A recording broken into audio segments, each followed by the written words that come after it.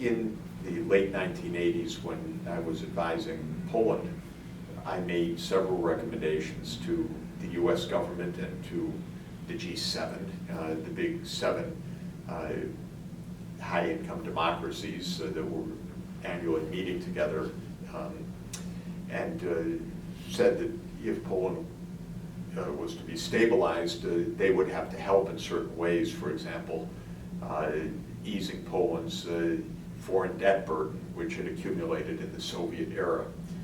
Also making emergency finance available because the currency was in collapse and inflation was very high.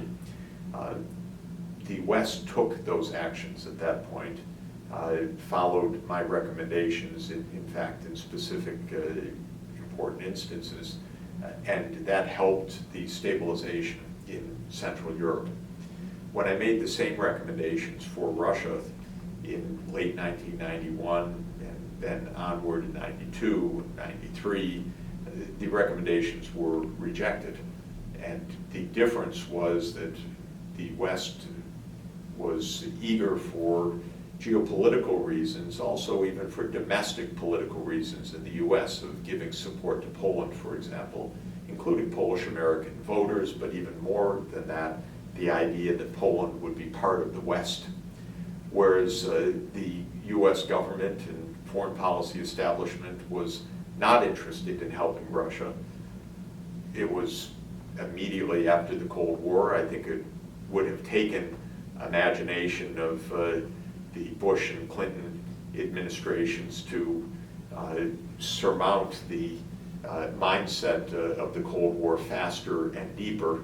And in the end, they didn't have that imagination. And so while some lip service was given to helping Russia in its financial distress in 92 and 93, in fact, the kind of help that came was a trickle, and the crisis was very deep.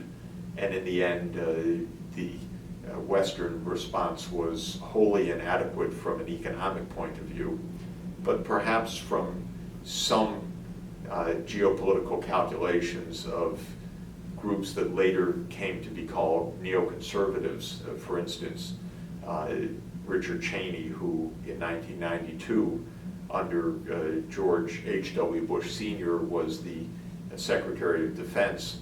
I have a feeling that he saw Russia's weakness as really just the counterpart of America's strength, and so probably was not interested in helping Russia. I think that was a grave error. I've said it so many times then, and I've said it so many times since then, that if you want to have good relations with other countries when they are in distress, you give help, just as you would expect others to do for you, and that's the way to build long-term confidence, but we did not do that.